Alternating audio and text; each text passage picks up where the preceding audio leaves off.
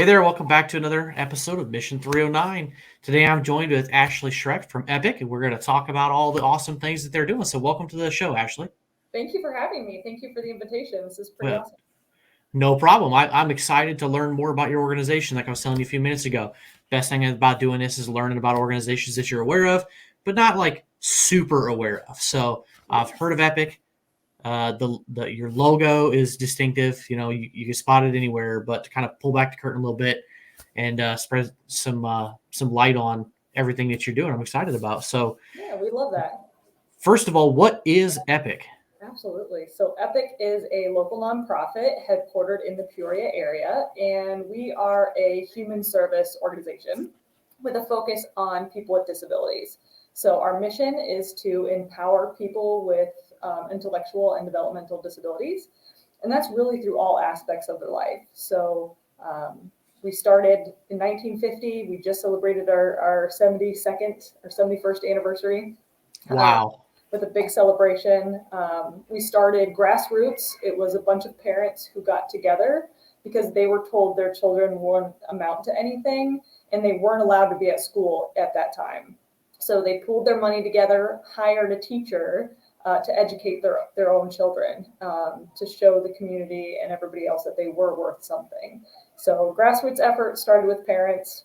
As those children got older, the services changed a little bit. The times changed. We were able to then be in school a little bit longer. And now here we are 71 years later, and we're kind of what happens after high school, after they age out of your typical programs. So we're like, what's next? Going on to college, going on to a career, going on to living independently, whatever that may be, we are the next step for them. That's awesome. And I'm just blown away that the history goes back that far. Like, Yeah. that kind of surprises me.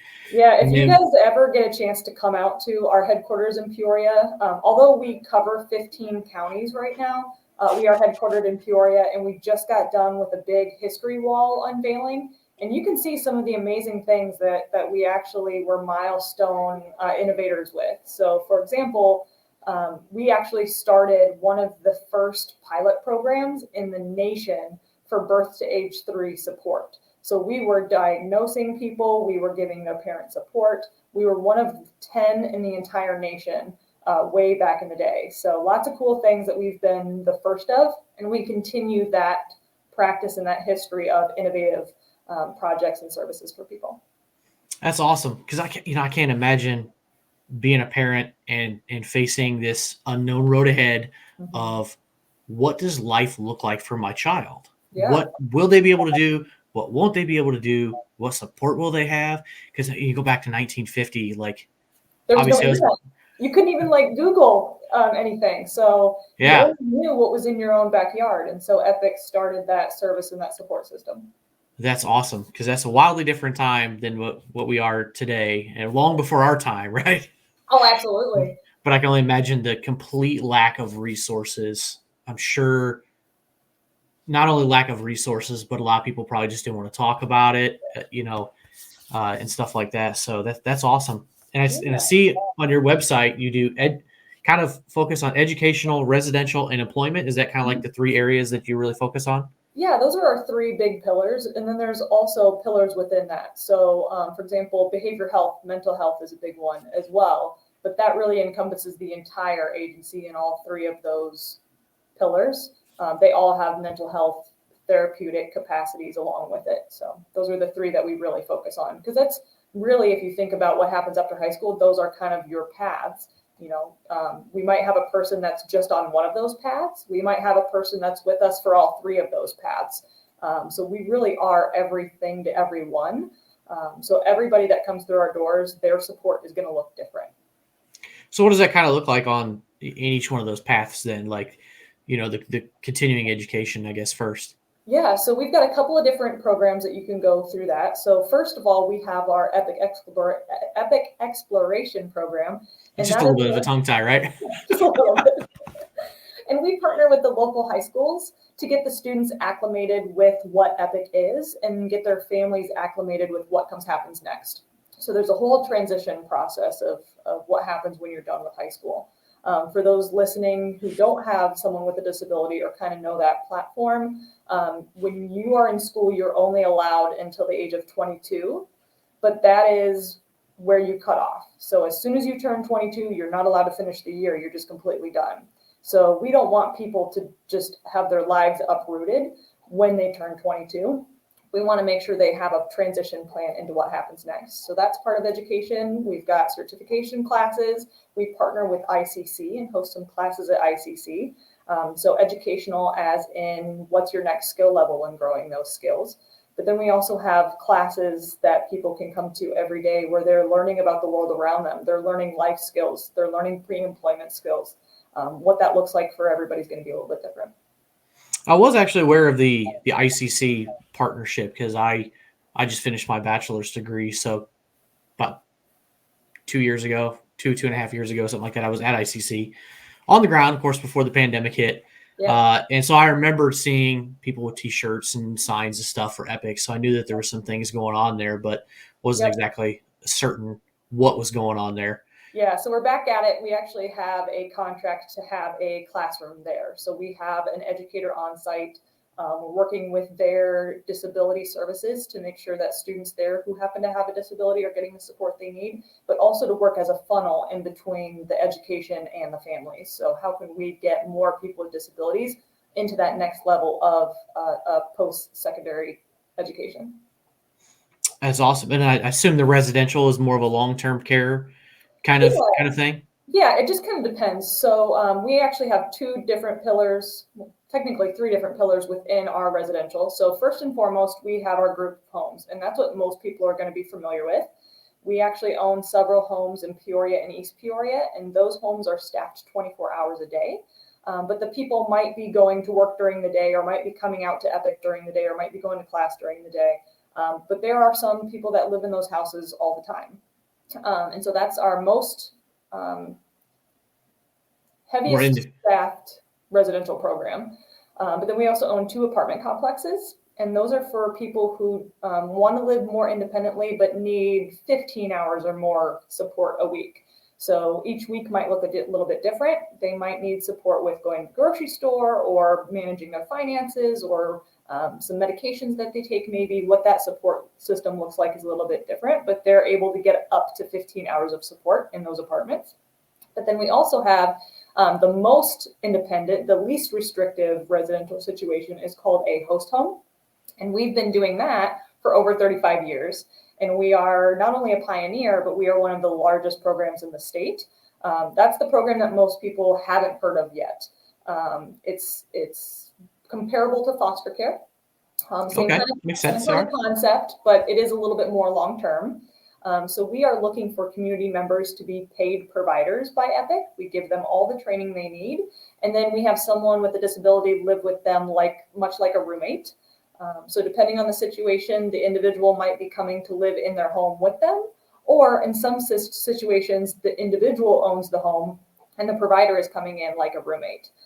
So that really runs the gamut on different ways that it could be set up. We've got one host home where it's 2 young ladies. They each are a provider for another young lady. So it's 4 young ladies living in a home like bachelorettes. And they're, going shopping and going to the movies and having nail nights and just having a great time living as roommates would any other 20-some-year-old would be living. Just 2 of them happen to have a disability.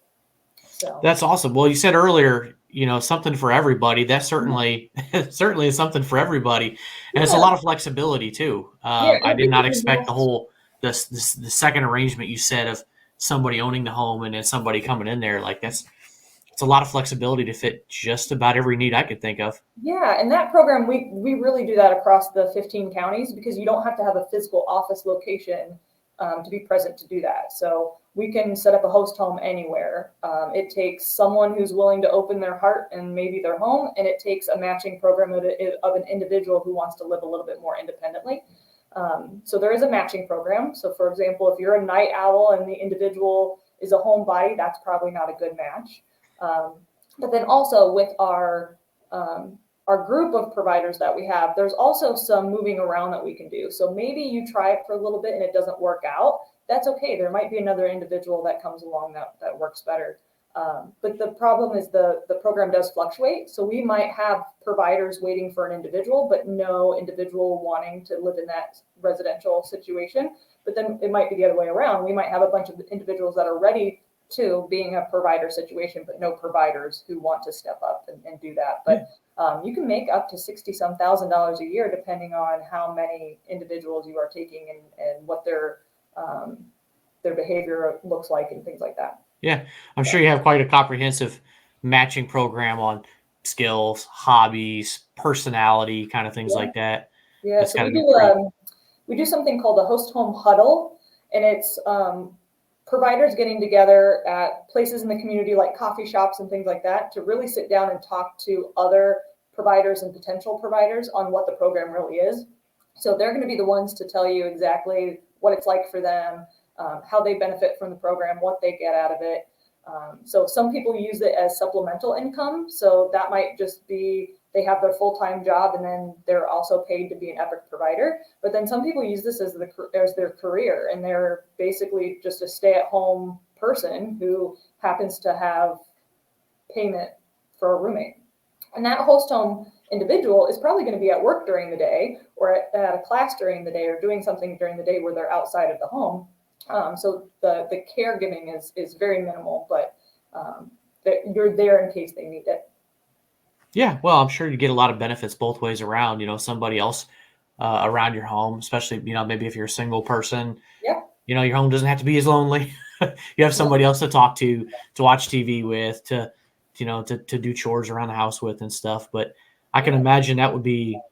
I'm glad that there's a program for people to figure out more about it, because that's one of those things that would be like you'd have to do a lot of soul searching and really know what you're getting into, a lot of research before you would want to open up your home to some stranger and bring somebody in and what's in store for you.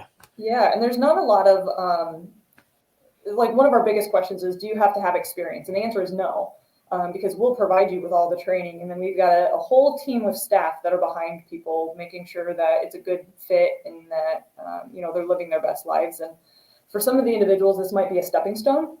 So they might go from living with mom and dad to being in a host home where they have that support system, but then maybe they can learn the skills then to be living in their own, maybe in one of our apartments or even somewhere else. So do you find a lot of people just kind of hit me because I've got 2 young kids at home, like that wouldn't work with our lifestyle, but I'm thinking, do you find a lot of people who, once they become empty nesters, they're so there are some.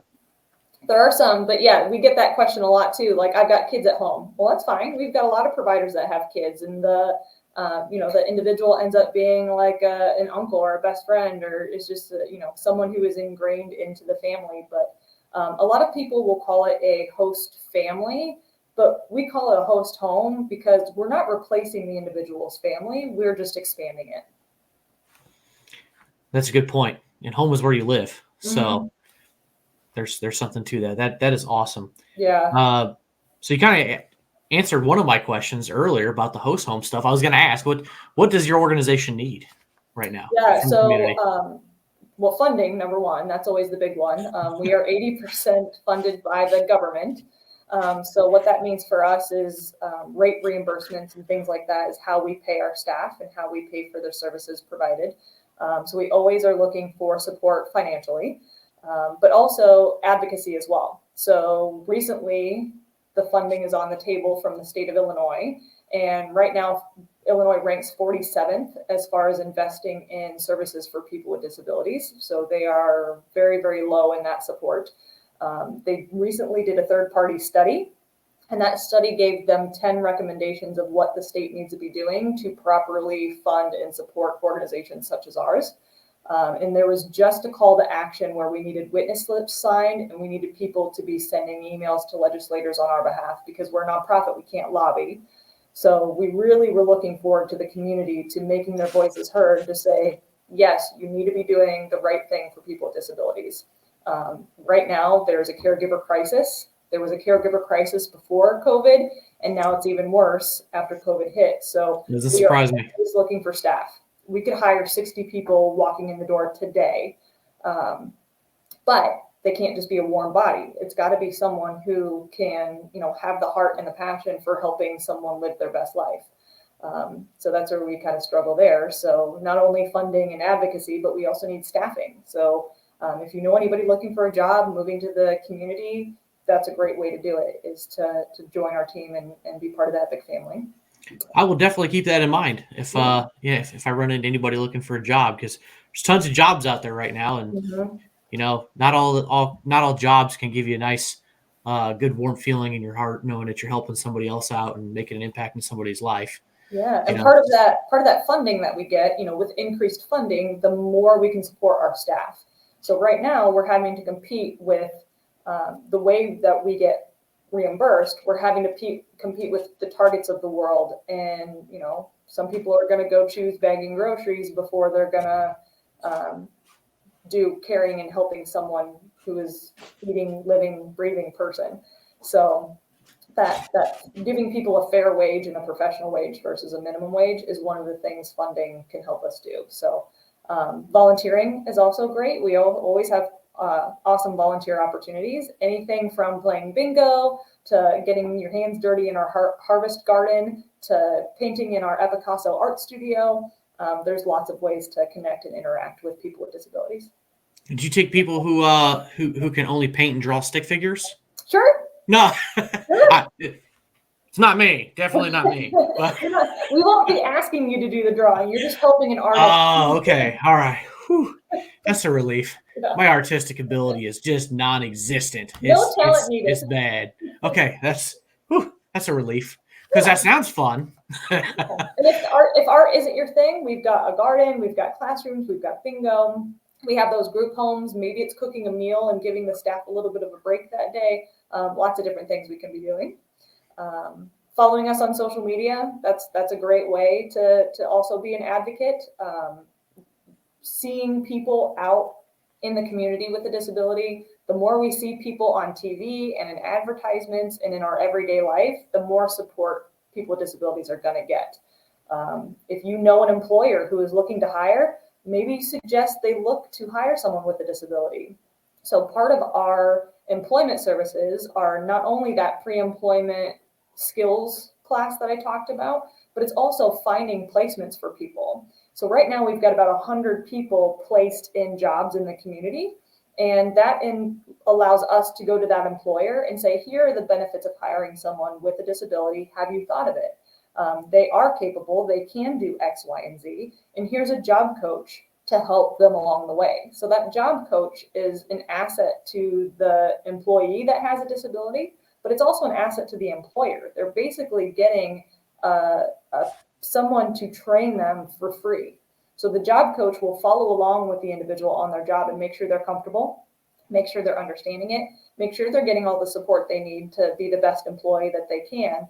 And it's at no cost to the employer or the employee.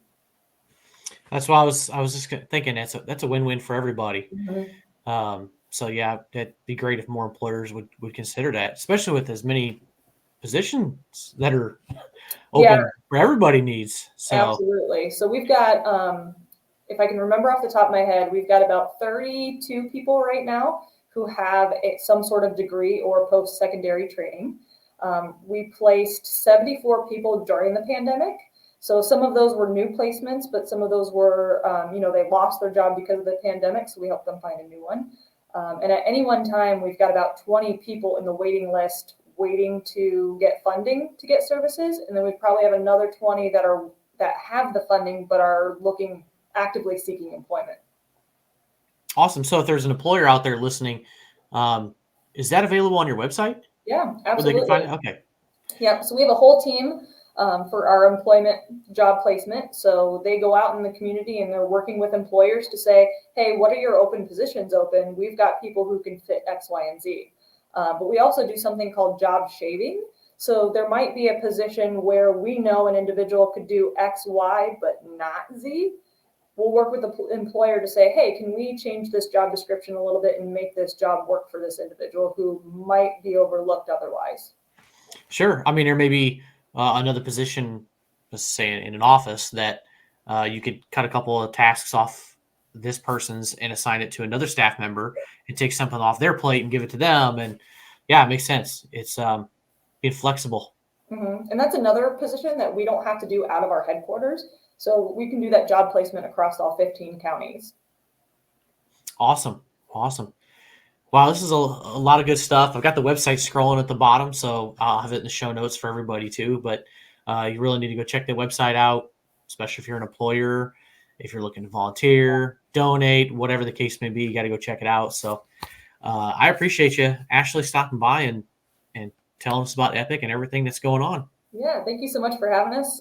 We just look for ways to make ourselves seen because how many people interact with someone with a disability that they know of in their everyday life? We're going to make sure that you get that interaction. We're going to make sure that the people of our communities that happen to have disabilities are respected and engaged in their communities. That's a darn good point because not all disabilities are visible. You just can't tell. Like you're saying, don't judge a book by its cover. Yeah, absolutely. You just never know. And we're all about changing the narrative of how they're seen in the community. So they are capable. It's not always something physical. It's not always something extremely handicapped or perverse. So anybody with a disability, we help them out in whatever they need. That's awesome. Well, like I said, I appreciate you stopping by and sharing. Yeah, we always have lots of stuff coming up. So, follow our social media to see what events are happening. For example, this Saturday, if you want to head out to the shops of Grand Prairie, you're going to see us with our store open selling artwork. But we've got lots of things. We've got golf outings. We've got pop-up shops. Farmers markets are going to be happening soon. So we're literally everywhere doing everything. So come check us out. I will actually be in Peoria tomorrow. I may swing out there and check out some art. There you go. I don't have too many places to hang it, but I can at least check it out. Well, we also Show some support. We also do commission work. So if you see something, like I see your American flag back there, if you want to do something to match your decor, we can try to work that out. That is good to know. Yeah. Awesome. Thanks so much for having me. No problem.